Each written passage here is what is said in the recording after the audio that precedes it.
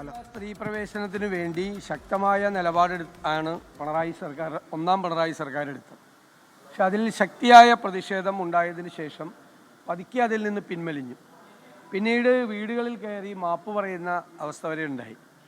ഇപ്പോൾ ആഗോള അയ്യപ്പ സംഗമം നടത്തി എല്ലാത്തിൽ നിന്നും പിന്മാറുകയാണ് എന്നുള്ള രീതിയിൽ പ്രഖ്യാപിച്ചു.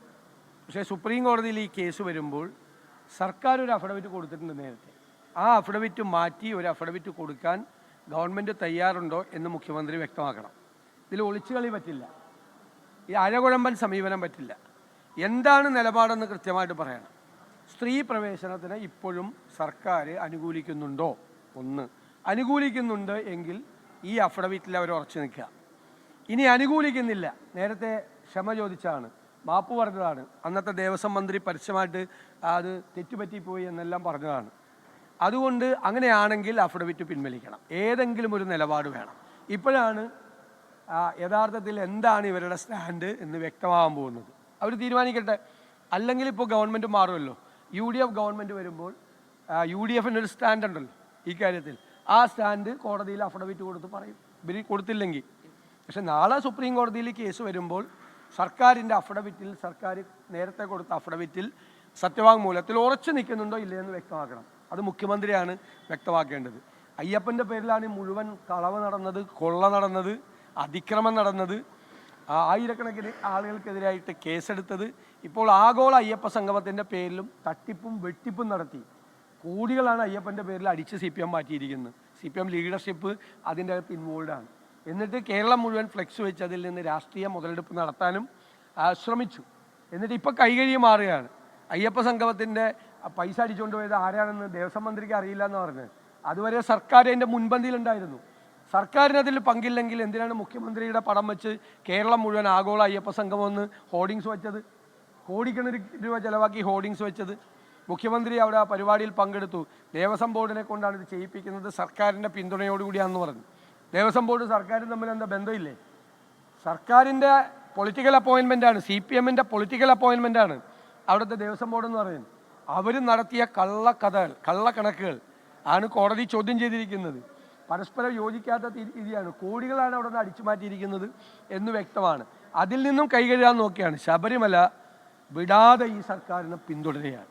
കാരണം അത്രമാത്രം ക്രമക്കേടുകളും അത്രമാത്രം വൃത്തികേടുകളും അത്രമാത്രം വലിയ കൊള്ളയുമാണ് CPMൻ്റെ നേതൃത്വത്തിൽ ശബരിമല നടന്നിരിക്കുന്നത്. അതുകൊണ്ട് വിടാതെ പിന്തുടരുകയാണ്. അപ്പോൾ ഇവർ ഈ ഒഴിഞ്ഞു കളയാനോ അല്ലെങ്കിൽ അഴകുഴമ്പൻ മറുപടി പറയാനൊന്നും പറ്റില്ല. ഒന്നുകിൽ സ്ത്രീ പ്രവേശനത്തിന് അനുകൂലമാണ്, സ്ത്രീകളെ കയറ്റണം, അതാണ് CPMൻ്റെ നിലപാടാണ്, LDFൻ്റെ നിലപാടാണ്, സർക്കാരിൻ്റെ നിലപാടാണെന്ന് ഉറച്ചു നിൽക്കുക. അല്ലെങ്കിൽ മാറിയ സാഹചര്യത്തിൽ അഫിഡവിറ്റ് മാറ്റി കൊടുക്കുക. ഇതിലേതെങ്കിലും ഒന്ന് ചെയ്തേ പറ്റും. അല്ലല്ല, അപ്പോൾ അതിൻ്റെ അർത്ഥം തീരുമാനം ഇല്ലെന്നല്ലേ? അഫിഡവിറ്റ് മാറി അഫിഡവിറ്റ് കൊടുക്കാനുണ്ടെങ്കിൽ അഫിഡവിറ്റ് നാളെ കൊടുക്കാമല്ലോ. ഇത്ര വലിയ കാര്യമൊന്നുമില്ലല്ലോ. ഒരു അഫിഡവിറ്റ് അന്നത്തെ ഡേറ്റിൻ്റെ അഫിഡവിറ്റിൻ്റെ റെഫറൻസ് വെച്ചുകൊണ്ട് സുപ്രീം കോടതിയിൽ ഒരു അഫിഡവിറ്റ് കൊടുക്കാൻ വേണ്ടിയിട്ട് 10 മിനിറ്റ് മതിയോ തയ്യാറാക്കാൻ?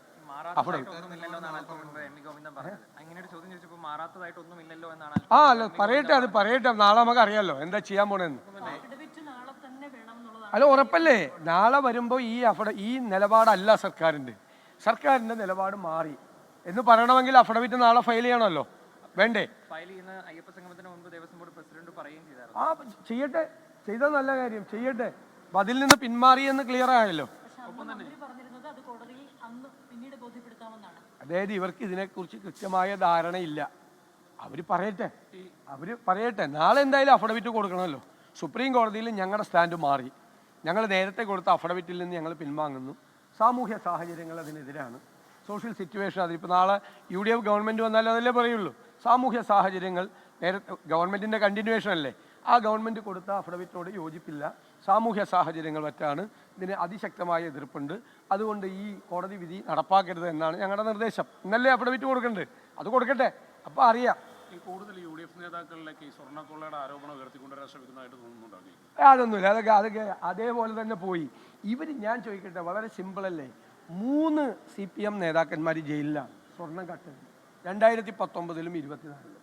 രണ്ടും പിണറായി സർക്കാരിൻ്റെ, ഒന്നാം പിണറായി സർക്കാരിൻ്റെ കാലത്തും രണ്ടാം പിണറായി സർക്കാരിൻ്റെ കാലത്തും. രണ്ടും അവരുടെ ദേവസ്വം ബോർഡുകളുടെ പൊളിറ്റിക്കൽ അപ്പോയിൻമെൻറ്റാണ് രണ്ടും. അതാണല്ലോ പത്മകുമാറും എൻ വാസും ഒക്കെ പൊളിറ്റിക്കൽ അപ്പോയിൻമെൻ്റാണ്. പ്രശാന്തും പൊളിറ്റിക്കൽ അപ്പോയിൻമെൻ്റാണ്. കോൺഗ്രസ്സുകാർ വെച്ചാലല്ലോ.